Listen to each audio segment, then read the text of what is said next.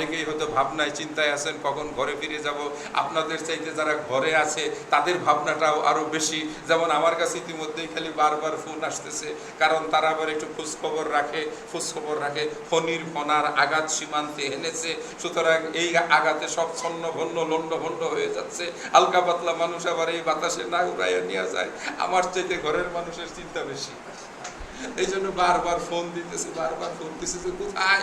একটু রাগও করছে যে সারা বছর বক্তৃতা করছো, হয় নাই, আজকে ঝড় তুফানের মধ্যে গেছো বক্তৃতা করতে। আলহামদুলিল্লাহ। তারপরেও বলবো যে শুকরিয়া, এমন একটি সুন্দর পরিবেশ পেয়ে মাশাআল্লাহ। আমি দীর্ঘ কথা বলবো না, অল্প সময়ে স্বল্প ভাষায় কোনো গল্প না বলে কথাগুলো শেষ করবো। যেহেতু আমরা এমন একটি স্থানে এসে পৌঁছে গেছি, এমন একটি সময় এসে পৌঁছে গেছি, যে সময়টি আমাদের জন্য এক মহা নিয়ামত, যে সময়টি আমাদের জন্য আল্লাহ সুবহানাহু ওয়া তাআলার পক্ষ থেকে এক মস্ত বড় উপহার, এক মস্ত বড় সুসংবাদ।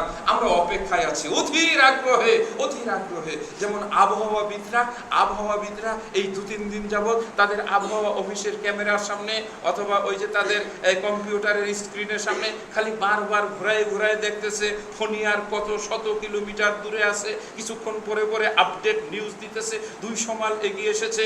ওই ফণীর চতুর্দিকে ফনা তুলে এই ভয়ঙ্কর ঝড় খালি ক্ষিপ্র গতিতে এগিয়ে আসতেছে। একটু পরে টেলিভিশনে খবর আসতেছে। আর সারা পৃথিবীতে আমরাও যারা আল্লাহর উপরে বিশ্বাসী, আমাদের মনের ক্যামেরাতে, আমাদের মনের ওই যে কম্পিউটারের স্ক্রিনে আমরাও কিন্তু বারবার ঘুরে দেখতেছি আর কয় ঘন্টা বাকি আছে, আর কয় দিন বাকি আছে। আজকে তো 3 তারিখ ইংরেজি হিসাবের দিন চলে গেল, আর মাত্র 3 দিন, তারপরেই চলে আসবে রহমতে পরিপূর্ণ আল্লাহ সুবহানাহু ওয়া তাআলার এক সন্তুষ্টি, এক নিয়ামতে পরিপূর্ণ, এক বরকতময় মাস, এক মহামর্যাদার মাস, কোরআন আগমনের মাস, সারা পৃথিবীকে অন্ধকার থেকে আলোতে নিয়ে আসার মাস, হুদাল্লিন নাস ওয়া বাইয়িনাতিম মিনাল হুদা ওয়াল ফুরকান, সত্য মিথ্যা পার্থক্যকারী যেই মাসে যেই কোরআন আগমন, যেই মাস ধারণ করেছে, আমরা ইমানদারেরা ওই মাসের অপেক্ষায়। আর কত দূর আছে, আর কয় ঘন্টা আছে। ফণী দিয়েও কিন্তু আল্লাহর নিয়ামতের চিন্তা করা যায়। আল্লাহ পাকেরও একটা সিস্টেম আছে, নিয়ম আছে, একটা পদ্ধতি আছে। আগের যুগে কম্পিউটার ছিল না, কম্পাস ছিল না, বিজ্ঞানের এত অগ্রযাত্রা ছিল না, দূরবীন যন্ত্রের ওই যে তার দেখার শক্তিও তত দূর ছিল না। 1200 মাইল দূরে সাগরের বুকে একটা ঘূর্ণিঝড়ের মাধ্যমে আল্লাহ সুবহানাহু ওয়া তাআলা বৈশাখ জ্যৈষ্ঠ মাসে প্রচন্ড তাপদাহে উত্তপ্ত তার বান্দাদেরকে শীতল ঠান্ডা বাতাস আর বৃষ্টির পানি দিয়ে ঠান্ডা করবেন। কেননা ঠান্ডা করার জন্য একদিকে আসবে জান্নাতের দরজা খোলা, আসমানের রহমতের দরজা খোলা, শয়তান বন্দী। সুতরাং চতুর্দিকে এক ঠান্ডা পরিবেশ। এই ঠান্ডা পরিবেশের জন্য আবহাওয়াও ঠান্ডা করা দরকার। আর সেই ঠান্ডার জন্য দেখুন, এই ফণী তো আরো 7 দিন আগে আসতে পারতো, আজকে মাত্র সীমান্তের কাছে আসছে।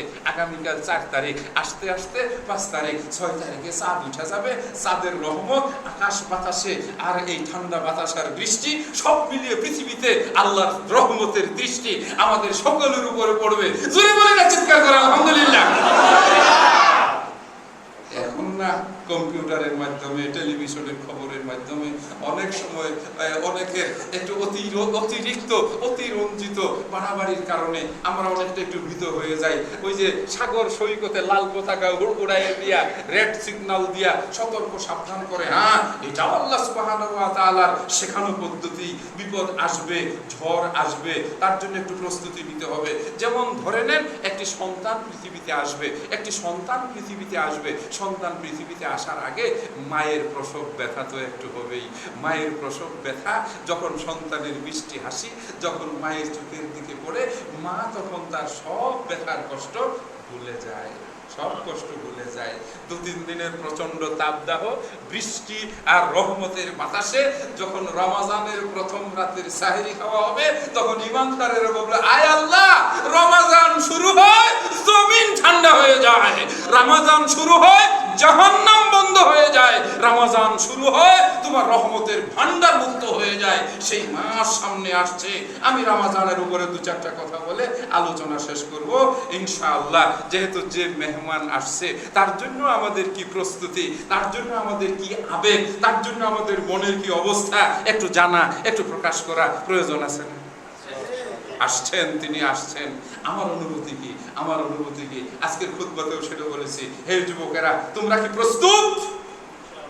যেমন দৌড়ের সময় লাইনে দাঁড় করায় দেয় সবাই মোটামুটি একটু ওয়ার্ম আপ করে নেয়, গেঞ্জি ঠিক করে নেয়, হাফ প্যান্ট যা আছে এইটাও একটু টাইট করে নেয়, তারপরে দাঁড়ায়া যায়। এইবার একবার দুইবার বলে কি সবাই রেডি? 1 2 3।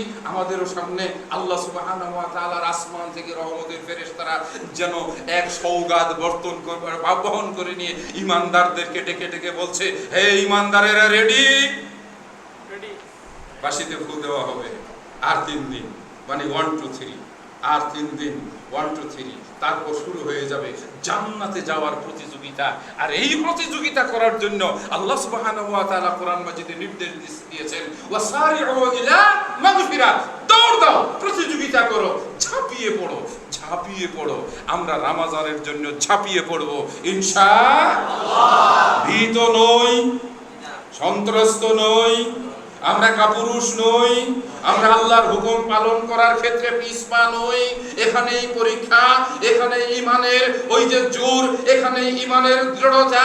বহু মানুষ আছে যারা এক রাত ইবাদত করে আল্লাহর রহমতের ভান্ডার নিয়ে ছুটে গেছে, মনে করেছে পেয়ে গেছি। বাড়িতে গিয়ে দেখবে সবটাই ভুয়া, সবটাই ফাঁকা। ঢাকার শহরে এরকম ঘটনা ঘটে। রিকশায় যাবেন, হঠাৎ করে দেখবেন কি যেন সামনে একটা চকচকা পড়ে গেছে। রিকশাওয়ালা গিয়ে উঠায় বলবে, স্যার এটা তো দেখা যায় স্বর্ণ। আরেকজন এসে বলবে, ভাই এটা কি পাইলেন, চকচক করতেছে। রিকশার আরোহীকে ধোঁকা দেওয়ার মধ্যে ফেলে দিবে। এক পর্যায়ে বলবে, এটার দাম তো প্রায় 50 60 1 লাখ 2 লাখ টাকা হবে। রিকশাওয়ালা বলবে, ভাই আমি তো এটা চিনি না, কোথায় নিয়ে বেচবো, কি করব? তখন ওই যে প্যাসেঞ্জার সরল সহজ, সে বলবে, ভাই যদি 5-6 হাজার টাকায় হয় তাহলে আমি নিয়ে নেই। সেও পকেটে যত্ন করে নিয়ে নিল, কারণ চকচকা দেখে পকেটে উঠাই নিল। এইবার যখন ওই চকচকা জিনিসটা নিয়ে স্বর্ণকারের দোকানে দিল, এইবার দেখা গেল ওই সত্যটাই সত্য হলো। All glitters is not gold. চকচক করলেই শোনা হয় না। এবার আফসোস করে আর কপালে থাপড়ায়, হায় কি হইল, সবে বরাতের পিছনে দৌড়াইলাম, ওটা তো আসলে চকচক করছে, কিন্তু অরিজিনাল গোল্ড না। বলেন কথা ঠিক না? এইরকম ধোঁকা আমাদের দেশে খাচ্ছে না? ধোঁকা দেওয়ার মতো লোকের অভাব নাই। এরকম ঘটনা আমার চোখের সামনেও পড়ছে। আমি মনে বললাম, বেটা আমি আহলে হাদিস, সহিহ হাদিসের অনুসারী, আর যতই বাটপারি খরচ, প্রথম আমি একটু নরম হইলাম, এটা কি রে ভাই, তাই তো দেখা যায় খুব দামি জিনিস। তারপরে বললাম, ভাই দামি জিনিসটা নিয়ে যাও, আমার লোকজন বেশি কিছু নাই, আমার দরকারও নাই। একটু তাকাই রইল, হুজুর তো দেখি কথাবার্তায় নরম, কিন্তু কাজে তো বড় চালাক। এরাই আহলে হাদিস, এরা সহিহ হাদিস পেলে বিনা বাধায় নেই, চকচক করা জিনিস এরা গ্রহণ করে না। আমরা রমজানকে গ্রহণ করি, আমরা লাইলাতুল কদরকে অনুসন্ধান করি। বলুন কথা ঠিক না বেঠিক? আমরা শবে বরাতের পিছনে দৌড়াই না, আমরা উন্নতিটা ধীরে ধীরে চাই, আমরা সফলতাটা ধীরে ধীরে চাই, আমরা সফলতার চূড়ান্ত পর্যায়ে পৌঁছতে চাই 30 দিনের সাধনায়। কথা ঠিক কিনা? আমরা একদিন হঠাৎ করে নতুন টুপি কিনলাম, এশার নামাজের সময় গোসল দিলাম, 100 রাকাত নামাজের পরিকল্পনা নিলাম, প্রতি রাকাতে 10 বার করে কুল হুয়াল্লাহর সূরা পড়লাম, তারপরে কলম নিয়ে হিসাব করলাম, 1000 বার কুল হুয়াল্লাহর সূরা পড়া হয়ে গেছে। সুতরাং আমার ভাগ্যে যা পাওয়ার সব পাওয়া হয়ে গেছে। এইবার বাড়িতে গিয়ে দেখে সারা রাত মসজিদে পড়ে থাকার কারণে সুরে টেলিভিশনটা পর্যন্ত নিয়ে গেছে, তালা ভাই। বলেন কথা ঠিক না? আল্লাহ বলেন ইয়া আইয়ুহাল্লাযীনা আমানু, হে ঈমানদারেরা, কুতিবা আলাইকুমুস সিয়াম, আমি তোমাদেরকে রোজা দিলাম। সোজা বাংলা করে ফেললাম, ফরজ মাঝখানে থাকলো। হে ঈমানদারেরা, আমি তোমাদেরকে রোজা দিলাম। আল্লাহ যেটা দেয় সেটাই তো ফরজ। তার মানে তুমি যে সিয়াম পালন করবে, আমি তোমাদেরকে সিয়াম উপহার দিলাম। খুশি হয়ে বলি আলহামদুলিল্লাহ। তুমি ভীত হইও না, সন্ত্রস্ত হইও না। খালি যুদ্ধের ময়দান নয়, রমজানও তো একটা যুদ্ধের ময়দান। কথা ঠিক না বেঠে?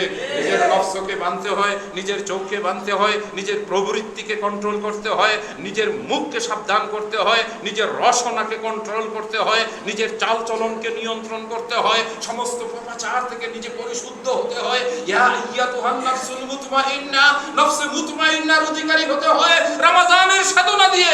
ইরজিই ইলা রাব্বিকে, ফিরে যাও তোমার রবের দিকে, খুশি মনে রাজি হয়ে সন্তুষ্ট চিত্তে তোমার বান্দাদের দলে দলভুক্ত হয়ে যাও।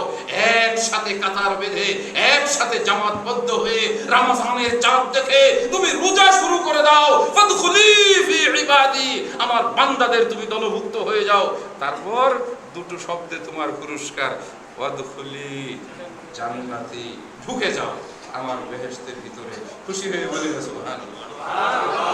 মানুষের ভিতরের আত্মা, অনুভূতি, হৃদয়, এই যে নফসে মুতমাইন্না, নফসে আম্মারা, নফসে ওই যে সেই লাওয়ামা, লা উকসিমু বিয়াউমিল কিয়ামা ওয়া লা উকসিমু বিন নফসিল লাওয়ামা আয়াহাসাবুল ইনসানু আল্লান নাজমা ইজামা। হে মানুষ তুমি কি মনে করেছো, হে মানুষ তুমি কি মনে করেছো আমি কি তোমার হাড্ডিগুলোকে কিয়ামতের দিন একত্রিত করতে পারবো না? কসম কিয়ামতের দিবসে, কসম তোমার ভিতরে যে আত্মা রয়েছে, যেই আত্মা সত্য মিথ্যা গ্রহণ করার ক্ষেত্রে দোদুল্যমান, কখনো সত্যের দিকে, কখনো মিথ্যার দিকে, কখনো সেই বলিষ্ঠ, কখনো কখনো দুর্বল, এই আত্মার কসম করে তোমাকে বলছি তুমি দৃঢ়তার অধিকারী হও, তুমি বলিষ্ঠ চরিত্রের অধিকারী হও। চাঁদ উঠবে আমি রোজা রাখবো, যদি মৃত্যু হয় তবু রোজা ছাড়বো। এটার নাম ঈমানের দৃঢ়তা। আমার আল্লাহ হুকুম করেছেন, যা তিনি করতে বলেছেন তাই আমি করে যাব, এর নাম সাওম, এর নাম সিয়াম। আমার আল্লাহ যা নিষেধ করেছেন সেটা আমি ছেড়ে দেব, তার ধারে কাছেও যাব না, এরই নাম সাওম। আর সাওম শব্দের অর্থ ত্যাগ করা, বিরত থাকা, দূরে থাকা।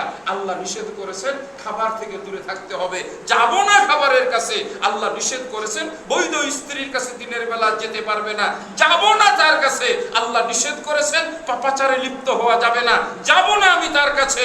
আল্লাহ হুকুম করেছেন তার নির্দেশে আমি সুবে সাদেক থেকে সূর্যাস্ত পর্যন্ত আমি আমার মুখ বন্ধ রাখবো, এই মুখে কোনো পানাহার উঠাবো না। আল্লাহ নিষেধ করেছেন, আল্লাহ নিষেধ করেছেন যা আমার জন্য কতিপয় কাজ হালাল ছিল, এইগুলো রমজান মাসে দিনের বেলায় হারাম হয়ে গেছে, আমি তার কাছে যাব না, আমি তার কাছে যাব না। আমি আল্লাহর হুকুম পালন করার উজ্জ্বল দৃষ্টান্ত স্থাপন করব। আর আল্লাহ পাক সেজন্যই বলেছেন লাআল্লাকুম তাত্তাকুন, যে উপহার আমি দিলাম, যে উপহার আমি তোমাকে দিলাম, যে সাওম আমি তোমাকে দিলাম, যে রোজা আমি তোমাকে দিলাম, এই রোজাকে যদি তুমি হাসি মুখে গ্রহণ করে তোমার শরীরে পরিধান করে নিতে পারো, এই পোশাক যদি তোমার দেহে ধারণ করতে পারো, এই লিবাস যদি তুমি তোমার ধারণ করতে পারো, লাআল্লাকুম তাত্তাকুন, শোনো তুমি ভালো মানুষ হয়ে যাবে। সুবহানাল্লাহ। তাত্তাকুনের আরেকটা সহজ বাংলা বললাম, অনেক বাংলা বলা যাবে। তুমি পরহেজগার হবে, তুমি ক্ষুধাভীরু হবে, তুমি পাপ থেকে মুক্ত হবে, সবকিছু। এত কিছু হওয়ার পরে যা একটা রেজাল্ট আসে সেটা হলো তুমি একটা ভালো মানুষ হয়ে যাবে। আলহামদুলিল্লাহ। আর ভালো মানুষের জন্যই আল্লাহ পাক তৈরি করে রেখেছেন জান্নাত। জোরে বলি আলহামদুলিল্লাহ। ভালো মানুষের জন্য জান্নাত। মন্দ মানুষ জান্নাতে যাবে?